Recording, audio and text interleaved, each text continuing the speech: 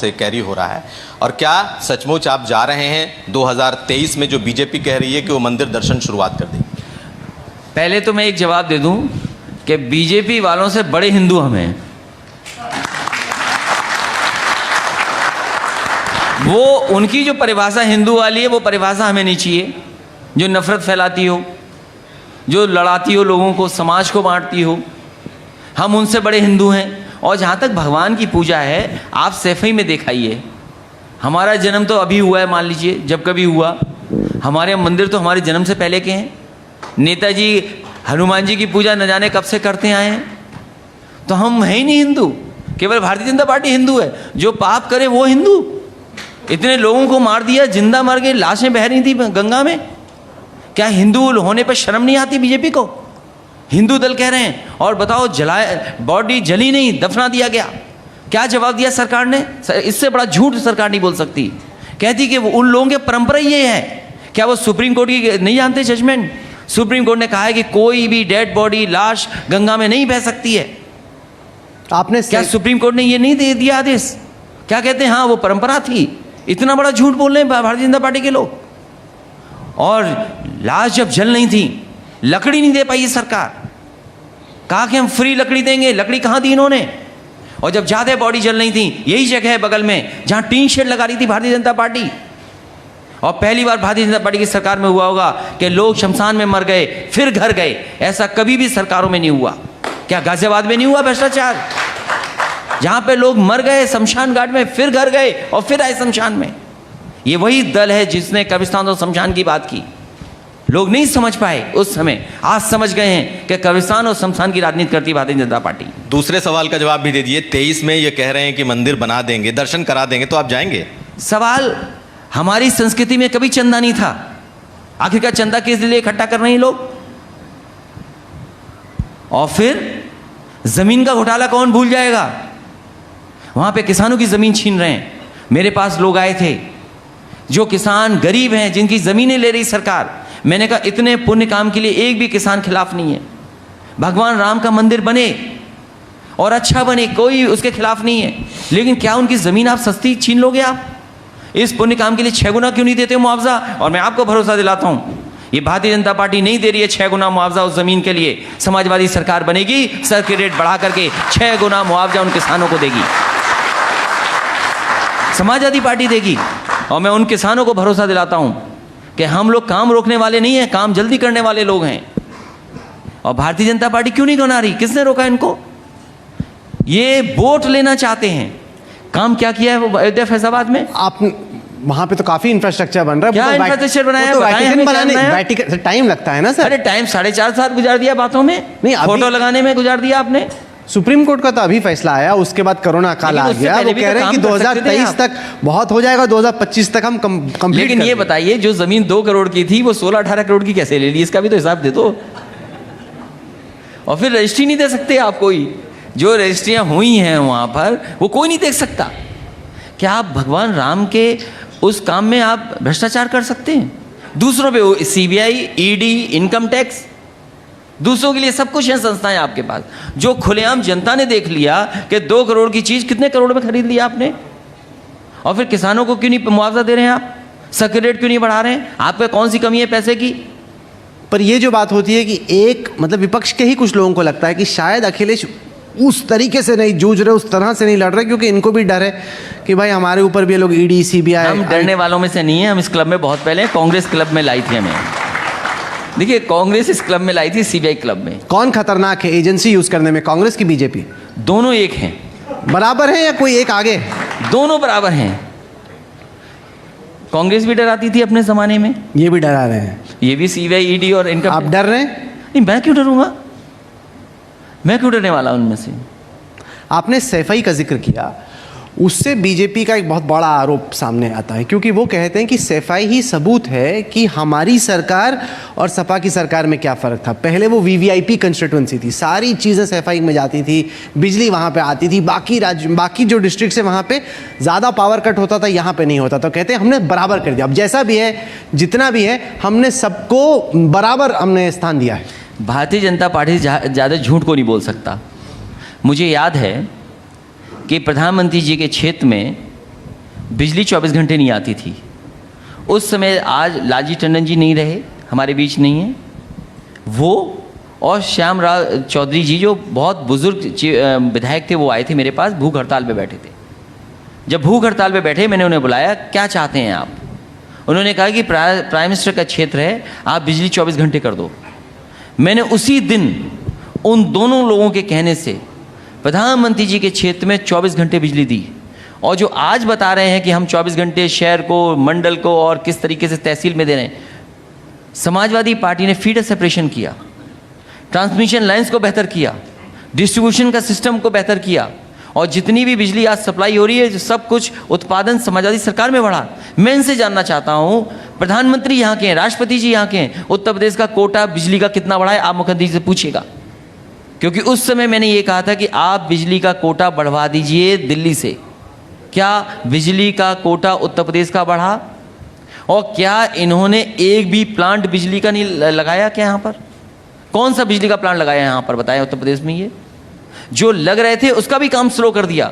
और अगर वो प्लांट लग गए होते तो आज किसानों को हम सस्ती बिजली दे देते और बहुत सारे गरीबों को हम कहीं ना कहीं राहत पहुंचा देते। और हम आपको भरोसा दिलाते हैं कि आने वाले समय में समाजवादी सरकार बनने जा रही है, किसानों को राहत देंगे बिजली की, और गरीबों को भी बिजली की राहत देने का काम समाजवादी लोग करेंगे। अखिलेश जी, आखिर में ये बताएं कि अभी आपका कॉन्फिडेंस लेवल क्या है? क्या आपको लग रहा है कि सपा लड़ने के लिए लड़ रही है, जीतने के लिए आपका मापदंड कैसे नापोगे, ये बताइए पहले, फिर मैं बताता हूँ उसका। नहीं, वो आप बताइए, आपके जो इंटरनल सर्वे आ रहे हैं। परसेंटेज में बताऊं कि क्यों वैसे ही बता दूं? अब ये बात ना बोलिए ना कि 403 में से 400, मतलब सही बात नहीं बोलिए। होगा। वो आप हंस रहे हो, आपने जनता सवाल कोई भी मानेगा नहीं ही नहीं। कोई सीरियस बात बोलिए। अगर आप दोबारा सीएम बनना चाहते हैं तो क्यों आपको लग रहा है कि इस दफ़ा वाकई में, क्योंकि 2014 में भी, 2017 में भी वाराणसी में मैं आया था, भीड़ तो बहुत आई थी, लेकिन सीटें नहीं आई, क्योंकि बीजेपी, दो चीज़ें हैं, एक तो प्राइम मिनिस्टर का फैक्टर है सेंटर पे, यहाँ पे चीफ मिनिस्टर का फैक्टर है। क्या आपकी ताकत इतनी बन पाएगी कि आप योगी मोदी के कॉम्बिनेशन को हरा पाए?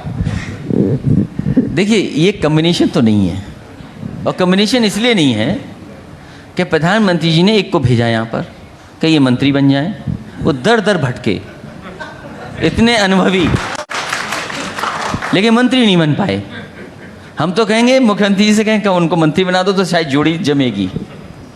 लेकिन जहाँ तक सवाल जोड़ी की आप कह रहे हो, इनके पास डीजल पेट्रोल महंगा हो गया, उसका जवाब क्या है? किसान का आज भी हज़ारों करोड़, 14,000 करोड़ से ज़्यादा बकाया, उसका जवाब क्या है? उत्तर प्रदेश में बड़े पैमाने पे बेरोजगारी, उसका जवाब क्या है इनके पास? किसान की आय दोगुनी करने का वादा किया था, उसका जवाब क्या है इनके पास?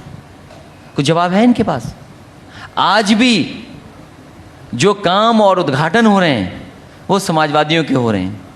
जो समाजवादी पार्टी ने काम किए थे, ये वो काम बताएं हमें जिसका इन्होंने शिलान्यास किया और उद्घाटन भी किया हो। अभी मुख्यमंत्री जी आ रहे होंगे, उनसे पूछिएगा कि आपने कोई काम ऐसा बताइए किया हो जिसका शिलान्यास किया, उसका उद्घाटन कर रहे हो आप। एक काम बता दें हमें। वो कह रहे हैं अगली बार आएंगे तो बहुत सारा, हमारा ही सारा उद्घाटन होगा। नहीं, 5 साल में 4.5 साल हो गए और 5 साल होने वाले हैं। कोई एक काम तो बताएं जिसका शिलान्यास किया हो, शुरुआत की हो, उद्घाटन करने का भी मौका मिला हो, वो काम बताएं हमें। अभी तक तो समाजवादियों के काम के रंग बदल रहे हैं या उद्घाटन कर रहे हैं उसका। और पहले मुख्यमंत्री हैं जो उद्घाटन कर रहे हैं, और उन्होंने अपने ही काम से प्रधानमंत्री जी को भी फंसा दिया, शिलान्यास करवा दिया प्रधानमंत्री से। सोचिए कितने होशियार हैं। पूर्वांचल एक्सप्रेसवे का शिलान्यास समाजवादी पार्टी की सरकार में हुआ, दोबारा शिलान्यास करवा दिया प्रधानमंत्री जी से। चुनाव से पहले रेडी भी करा देंगे। आपने तमाम सवाल पूछे हैं, अब हम चीफ मिनिस्टर से उन सवालों के जवाब लेने वाले हैं। एक तरीके से आए आपने विपक्ष का एजेंडा सेट करने की कोशिश की। लंबा चुनाव है, उस पर हमारी पैनी नज़र रहेगी। अखिलेश यादव जी, आप जुड़े हमारे साथ उत्तर प्रदेश के इस पंचायत आज तक के कार्यक्रम में। बहुत बहुत शुक्रिया आपका। Thank you so much. Thank you so much.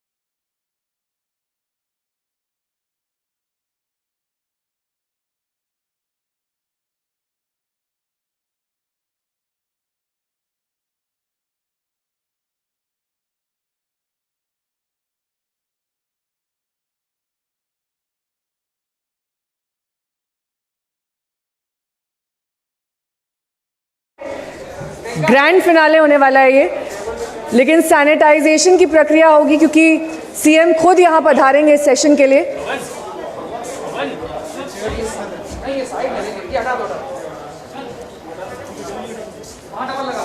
Mission 300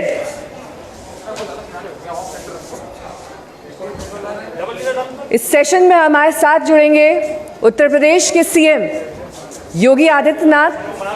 अब से कुछ ही देर बाद इस सेशन को हम शुरू करेंगे, लेकिन इस बीच ये जो सैनिटाइजेशन और सिक्योरिटी की प्रक्रिया है इसमें प्लीज सहयोग कीजिए।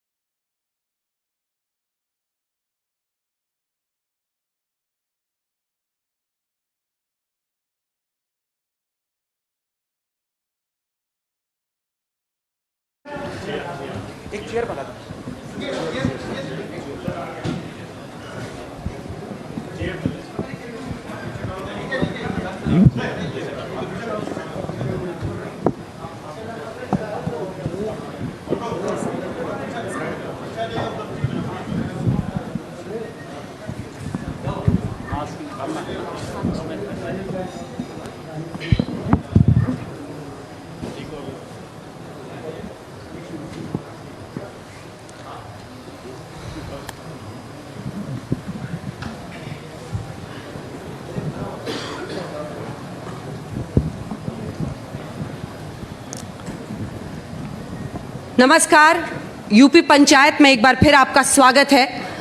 भारतीय लोक कथाओं में अनेकों ऐसे उदाहरण हैं जब राजाओं ने संन्यास लेकर वानप्रस्थ अपना लिया, लेकिन राजनीति के इतिहास में अगर आप देखें तो एक ऐसा व्यक्ति जिसने संन्यास लेने के बाद अपने सियासी सफर की इस तरह से शुरुआत की, उत्तर प्रदेश के मुख्यमंत्री बने और उनका सबसे बड़ा इम्तिहान अब सामने है। हमारे साथ हैं उत्तर प्रदेश के मुख्यमंत्री योगी आदित्यनाथ। तालियों के साथ उनका स्वागत कीजिए।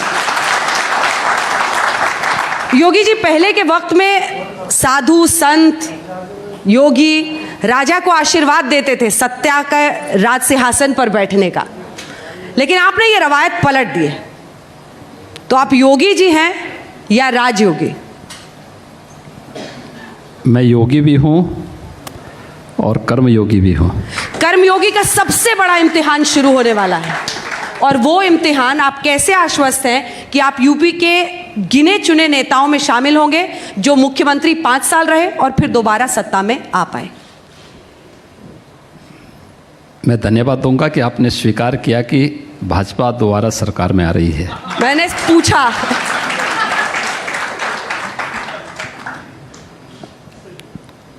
और आपकी ये बात सच होगी।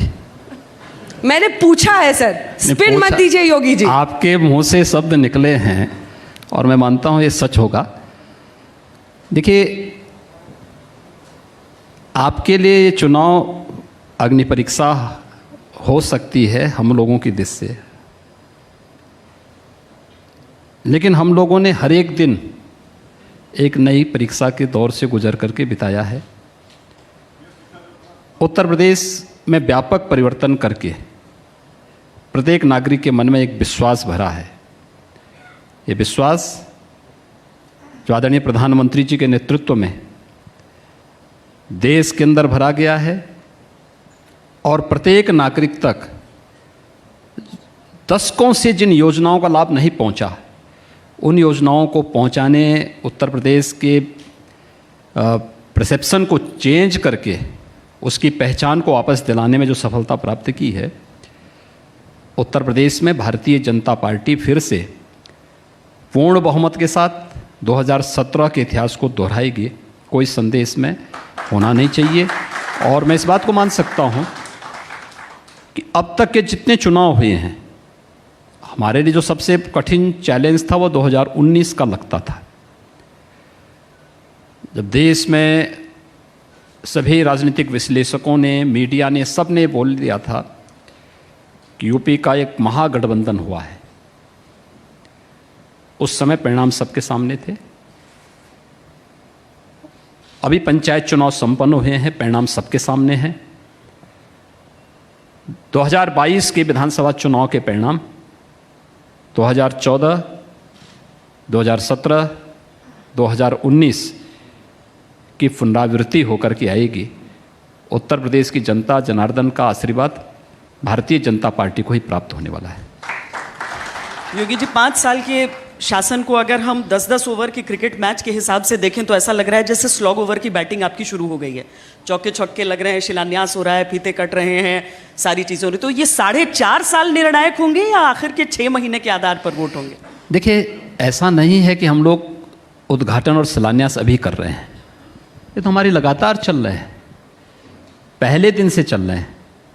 हमारी सरकार आई थी, हम लोगों ने किसानों का कर्ज माफ़ी किया था और 86 लाख किसानों का 36,000 करोड़ रुपए का कर्ज माफ़ी के कार्यक्रम के साथ हम जनता के बीच गए थे। इसके बाद अलग अलग स्टेजेज में हम लोगों ने लोगों को शासन की सुविधाओं का लाभ दे करके फिर विकास के कार्यक्रमों को आगे बढ़ाया था। क्या ये वही प्रदेश है? देखिए, केंद्र सरकार ने बहुत सारी ऐसी योजनाएं घोषित की थी जिनको उत्तर प्रदेश में लागू किया जा सकता था। जैसे 2 अक्टूबर 2014 को प्रधानमंत्री जी ने स्वच्छ भारत मिशन की घोषणा की थी। स्वच्छ भारत मिशन के अंतर्गत हर एक व्यक्ति को ये संदेह था कि यह मिशन की सफलता उत्तर प्रदेश पे निर्भर करती है। उत्तर प्रदेश में अगर सफलता मिलेगी, उत्तर प्रदेश में सफल हुआ तो देश के अंदर ये सफल होगा, क्योंकि सर्वाधिक